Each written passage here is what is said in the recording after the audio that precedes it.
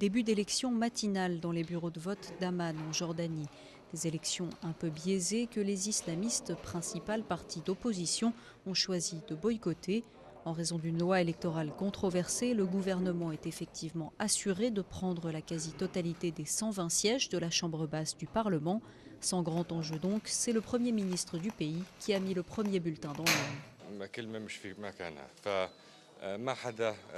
Les islamistes ont choisi de ne pas utiliser leur droit constitutionnel en participant à l'élection. Ils ont le droit de le faire, c'est leur décision. 800 candidats se présentent, dont 134 femmes, et dans ce bureau de vote pour femmes d'une ville voisine de la capitale, on mise beaucoup sur son candidat.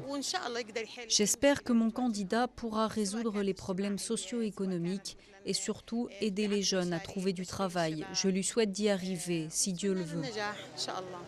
Ces élections interviennent alors que la Jordanie fait face à une grave crise financière. Son déficit budgétaire atteint les 2 milliards de dollars et beaucoup d'habitants attendent qu'on s'attaque à ce problème.